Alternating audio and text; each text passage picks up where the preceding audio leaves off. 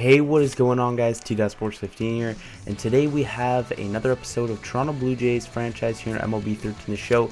But before we get to the action, we got two trades here. The first one is Miguel Sano and Colby Rasmus from the Texas Rangers headed to Toronto and headed to Texas in this deal is Adam Lind, a first baseman. So we're picking up a prospect and a center field, and the reason why we're picking up a center fieldman is because we are trading away Austin Jackson as well with Ben Zobrist and Antonio Bastardo for star closer, one of the best closers in the league, Aroldis Chapman, one of the hardest throwing left-handers in the league, as well as we are getting Brandon Phillips, the most followed guy on Twitter in the MLB, and one of the most fan favorites, and one of the best second basemen in the MLB, very good with the glove, and also can handle a bat as well. So we're picking up two very big pieces. We got Colby Rasmus now in center field, because whenever I traded Colby Rasmus away, I know some of you guys wanted me to get him back.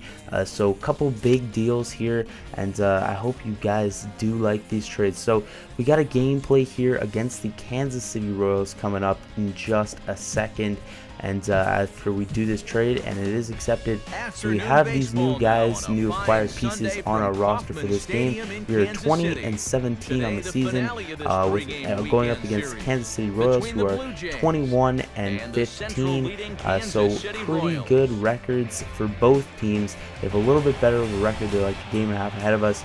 So you can see Ron Gardenhire's lineup, newly acquired pieces. So we got Jose Reyes leading us off, then Brandon Phillips, Joe Mauer, Jose Bautista, Ed Encarnacion, Lori, Puig, Rasmus, and then Melky Cabrera. So I think it's a very good lineup that we put together now that we acquired Brandon Phillips and star closer in Aroldis Chapman, and then I think that Colby Rasmus can hold it down in center field. So we're going up against Irvin Santana, who's not having such a good year, and in the top of the first, you can see Brandon Phillips' first at-bats in a Blue Jays uniform, and he's going to ground out to the second baseman for an easy out. Joe Mauer coming up with 2 outs now after that Brandon Phillips ground out, and he's going to get a base hit into left field past the third baseman. Seth Smith's going to throw this one in from left field, and we would have a chance to score a run here. So Jose Bautista up with an 0-2 count, something in the gap will score a run, and he's going to look at fastball on the outside corner for strike 3. So nothing happening in the top of the first. And now you can have a look at Ned Yost's lineup for these Kansas City Royals. They have Gerard Dyson, Chris Getz, Billy Butler, Mike Moustakas, Eric Hosmer, Seth Smith, Salvador Perez, Jeff Francoeur, and then Alcides Escobar rounding out the lineup. On the hill for us today is Josh Johnson. He's 2-3 with 4.18 ERA, and he's pitched 8 games and thrown 47.1 innings. So he's having a pretty decent season. Hopefully he can improve that record and ERA in this game. To the top of the second, and Encarnacion is going to line this one into left field. And Seth Smith, who's not usually known for the glove, makes a spectacular play diving for that ball in left field. So Mike Moustakas, after a great battle there, earns himself a walk, taking that curveball down and in. And he's going to take off from first base with no attention paid from Josh Johnson, and he's going to get into second base. So they have a chance to put together an inning here. Billy Butler up, and he is going to take a strike down and in, and actually Salvador Perez, my bad guys, and he is going to hit this ball into left center field, and that will score at least one run. The runner from first is going to come around, try and score, and he is indeed going to beat the throw by quite a bit. So a double there by Jeff Francoeur is going to score 2 runs and give them that 2-run lead. So Brandon Phillips up in the top of the third, and he is going to get a fastball right down the middle. He's going to take this ball into left field, stays fair, and it's going to get into the corner. He's going to hustle for 2, and he's going to get in there standing up. So Brandon Phillips in his second at bat in the Jays uniform is going to get a double, and that's going to start off our inning. So he's up to third now, and Jose Bautista up now with 2 outs, and he's going to pop out to center field. Gerard Dyson's going to make the easy catch, and that will do it for that inning. So to the top of the fourth now, Brett Laurie up with 1 out, and he's going to get hit up top. Very dangerous play. Anytime the ball you get hit by pitch when it's up top, up in the zone, and he luckily takes it in the arm, so nothing happened there. But anything could happen whenever you throw it at somebody's head. So Colby Rasmus up next, and he's going to ground out to the first baseman. He didn't have anything in his Blue Jays re-debut. So the next batter up for these Kansas City Royals is going to get a shot into left center field, gets down in front, well behind of Colby Rasmus, and Billy Butler is going to get into second base. So the next batter, Mike Moustakas, is going to ground out to second base, and Brandon Phillips is going to make a nice play to end the inning. So to the bottom of the sixth now, their next batter up is going to hit this ball into left center field. That ball is going to get easily down. It's going to go all the way to the wall, and the runner is going to have a lot of speed. He's going to go for third, and he will indeed get in there. Eric Hosmer with a triple, sliding in there with the hook slide, and now they have a chance to drive him in. So next batter, Seth Smith, is going to hit this ball to right field. It's going to get all the way to the wall. Puig is hustling, and he's going to try and get this ball in as fast as he can. He's going to hold the runner to a double, so they do tack on another run there, and now they have that runner on to third with 2 outs, and they're going to get another base hit here to improve the score for them to 4-0. So we're down 4-0 here. We need to put something together, at least get out of this inning here with Josh Johnson, but we walk the next batter, Chris Getz, and now we have the bases loaded, and we have to deal with that. So Billy Butler up. He's going to hit this ball to short, and Jose Reyes, if he missed that ball, probably would have let in 3 more runs, and would have let them have a chance for another 4th. So you can see we only have 4 hits on the day. They have 4 runs. We have 8 hits. They have 8 hits, sorry, and both teams have 1 error.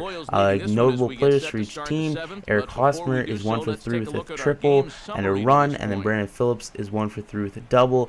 Irvin Santana's pitching very well into the 7th now. He has an 0-2 count against Brett Lawrie, and Brett Lawrie is going to scorch this ball into left center field. That ball is going to get down and go all the way to the wall. He's going to get into second. The throw gets away. Brett Lawrie has very late reaction time to that, and he's going to get caught up. Very, very bad base running. This is just the way that things were going for the Blue Jays on this day. We would get something going, and then I would totally screw up. So Casey Janssen comes in for the bottom of the 7th, so that's the end of Josh Johnson's day. He came in and pitched 6 innings and gave up 4 runs, much better than he's actually doing in real life.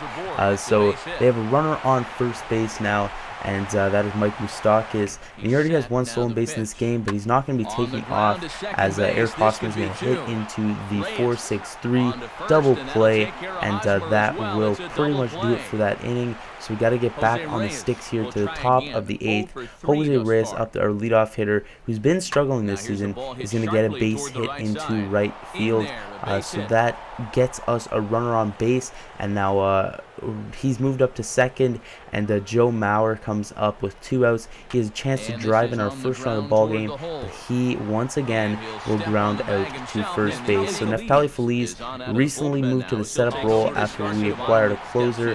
He's going to come in for the bottom half of the 8th, and he's going to get this guy to ground out to shortstop on the first. Jose Reyes makes a very nice play there, and that will send it to the top of the 9th, where we're down to our final 3 outs and a chance to at least put a couple runs on the board. So Jose Bautista up, first batter of the inning. He's going to be first pitch swinging. He's going to hit this ball deep center field, and that one is just tracked down by Gerard Dyson up against the wall. Makes a phenomenal catch, and that will get the first of the inning. So now Brett Lawrie up with 2 outs. He's our last chance, and he's going to pop up and hit it to center field, and that will do it for your ball game, guys. Gerard Dyson catches it.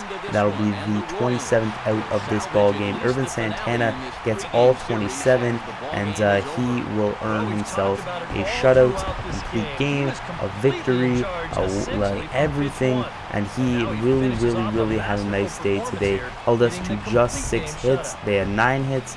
Both teams had 1 error. They won the ball game 4-0. So not such a good ball game for the debuts of Aroldis Chapman and and what's his name, Brandon Phillips. Also, by the way, Miguel Sano, who we acquired, is going to be a bench bat for us, occasional starter. So that's something that you guys need to know. And also, Colby Rasmus playing center field for the next, at least the next little while. We're gonna see how things play out.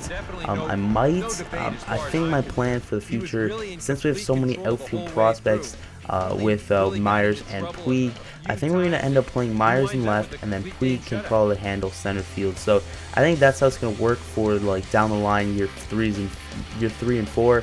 So Irvin Santana obviously gets the player of the game because he threw a complete game shutout, only allowing 6 hits. Only had 1 strikeout though, which is very interesting, and that came against Jose Bautista. So you can see the box scores here. We only had 6 hits on the day, and Laurie had 2 hits. So that's it for this video, guys. You can stick around for the rest of the box scores. So thank you guys for watching. I'll see you guys in the next one. Peace.